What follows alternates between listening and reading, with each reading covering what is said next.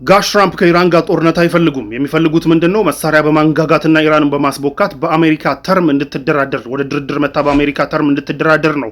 በሶስት ነገሮች አሜሪካ መደራደር ትፈልጋለች። አንደኛ በኢራን ኒውክሌር ፕሮግራም፣ ሁለተኛ በኢራን ባሊስቲክ ሚሳይል ፕሮግራም፣ ሶስተኛ ደግሞ ኢራን ፎሬን ቡድኖችን የምትረዳበትን ነገር እንድታቆም በሚል ጉዳይ መደራደር ትፈልጋለች። ሶ ኢንፐብሊክ ብትዝትም እና መሳሪያ ብታንጋጋም የምትፈልገው ግን ድርድር ነው። ነገር ግን ፕሮብለም ምንድነው?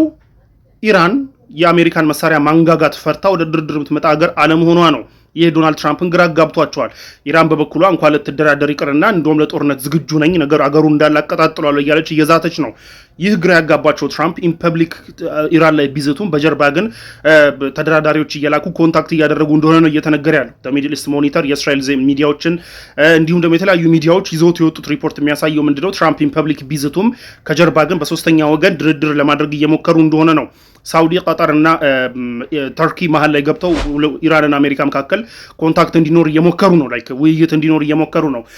በሌላ በኩል እንግዲህ የኢራኑ መሪ መስዑድ ያሉት ነገር ምንድነው? ለድርድር ዝግጁ ነን፣ ነገር ግን ትራምፕ የሚይዙትን ዛቻቸውና ይሄ ማስፈራራቸውን የሚተው ከሆነ ተከባብረን እንደ ሀገር ተከባብረን ወደ ድርድር ለመምጣት ዝግጁ ነን ብለዋል። ቢኮዝ ላይክ አንተ ዛቻ ፈርተህ ወደ ድርድር ከመጣ ኦልሬዲ እኮ ተቀብለሃል ማለት ነው። ፈርተህ ከመጣ አሁንም ዲክቴት ልትደረግ እንጂ ልትደራደር አይደለም የምትመጣው። የተባልከውን ተቀብለህ ልትሄድ ነው። ሶ ይህንን አንቀበልም፣ ማስፈራሪያ ምናምን የሚባለው ነገር ካላቆሙ በስተቀር ወደ ቴብል አንመጣም ብለዋል የኢራኑ መሪ። የኢራኑ መሪ ይህንን ሲሉ ደግሞ የኢራን ፎሬን ሚኒስትር ደግሞ አባስ ምንድን ነው ያሉት? ለድርድር ዝግጁ ነን፣ ለጦርነትም ዝግጁ ነን። ስለዚህ ትራምፕ የተመቸውን መምረጥ ይችላል። ጦርነትም ካለ ይመቸናል፣ ድርድርም ካለ ይመቸናል ብለዋል።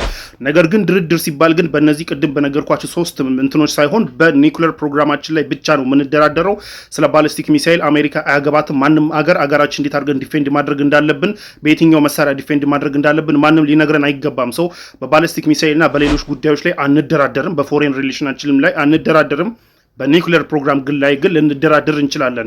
ሶ ድርድርም ይመቸናል፣ ጦርነትም ይመቸናል። ትራምፕ የሚፈልገውን ይምረጥ ብለዋል።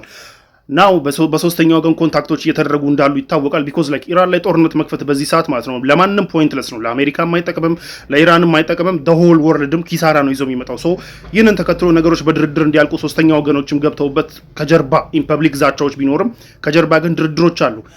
አት ሴም ታይም ግን ትራምፕ ነገ ምን ያደርጋሉ የሚለው ነገር የሚታወቅ ነገር አይደለም። ትራምፕ እንደምታውቁት አንፕሬዲክተብል ናቸው። አይደለም ለሌላው ይቅርና ለገዛ ካቢኔያቸው ራሱ አንፕሬዲክተብል የሆኑ ሰው ናቸው። ነገ ምን ሊያደርጉ ይችላሉ የሚለው የሚታወቅ ነገር የለም። ፋይናል ዲሳይድ ሊያደርጉ ይችላሉ። ጦርነትን በቃ ዝም ብለን እንዋጋ ሊሉ ይችላሉ። ኤኒዌይ ግን አሁን ላይ ባለው ግን በሶስተኛ ወገን ድርድሮች እየተሞከሩ እንዳለና ትራምፕ የፈለጉት ማስፈራሪያ ሰርቶ ኢራን አለመፍራቷ እንዳልሰራላቸው እና ያ ደግሞ እንዳሰጋቸውና ግራ እንዳጋባቸው ነው ሪፖርቶች እየወጡ ያሉት። ሰው አይ ገስ ዊል ሲ